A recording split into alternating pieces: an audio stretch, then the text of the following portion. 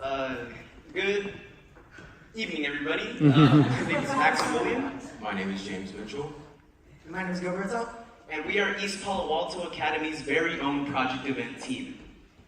Today it is my pleasure to introduce to you the UltraDot. So this year we've had the honor and privilege to interview our dear friend named Abby. And she basically explained to us what it means to live with limited mobility and chronic pain. My bad.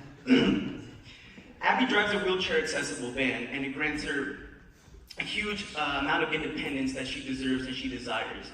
Now, it grants her many benefits, but it also comes with one huge problem. When Abby goes out and gets her groceries, and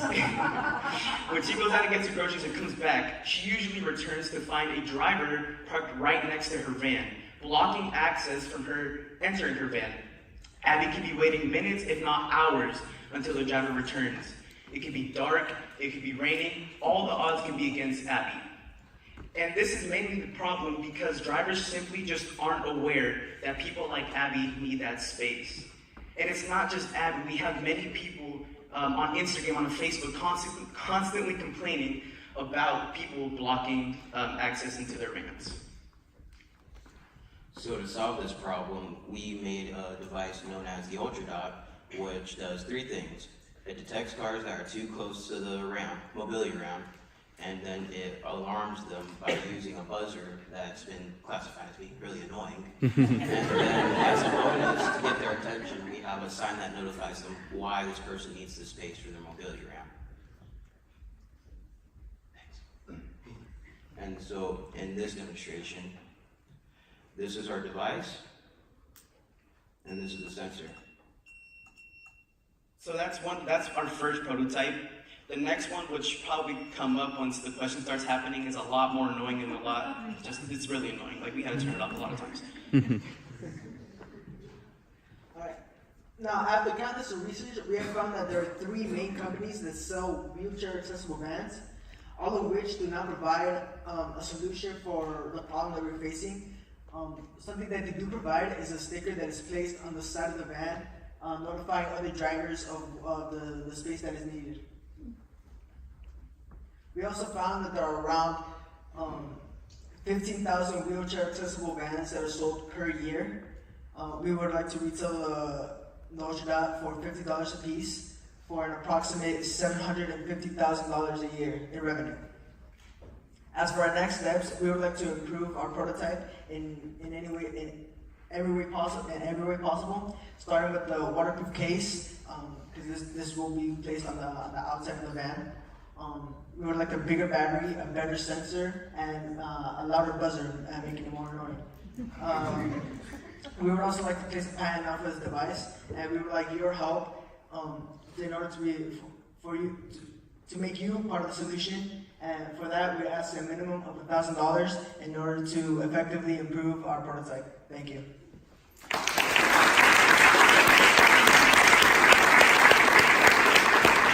Now introducing the Dream Team, as we like to call ourselves.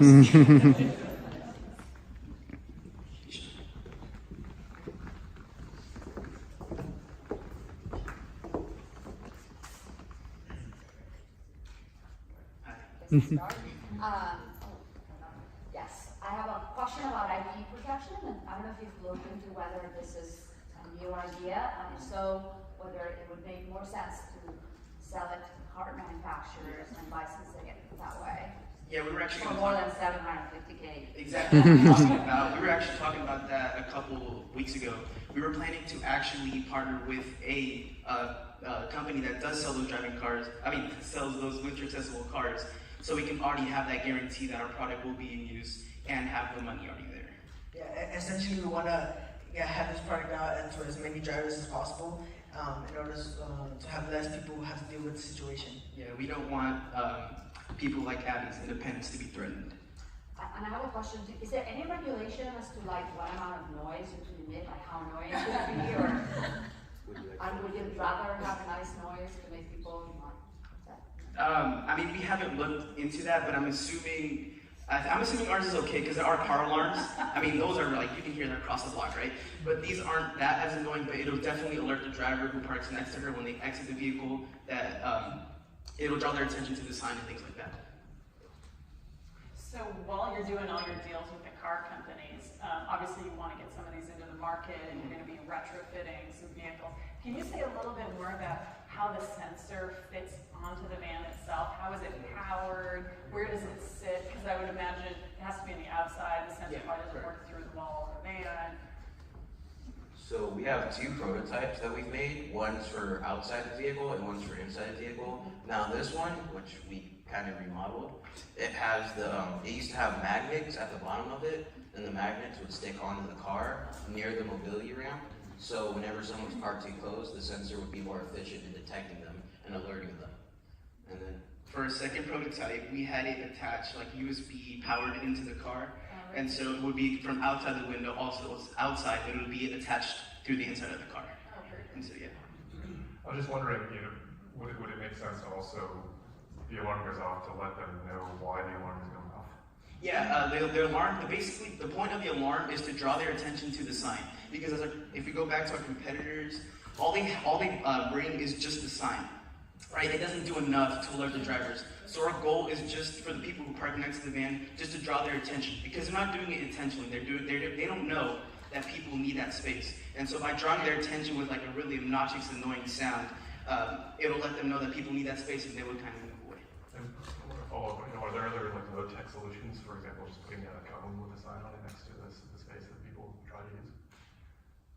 Can you repeat that question? I'm sorry. I mean, are there workarounds, low-tech workarounds that people use today, like having a yellow cone or orange cone that they put next to the I'm sure there's other workarounds with the cone, but I feel like that's going to be too much trouble for Abby because she goes by herself to go to the grocery store, go to the gym even, and that'll be too much work. And this is kind of low technology as well. It's just a sensor with a beep with the shelving intact.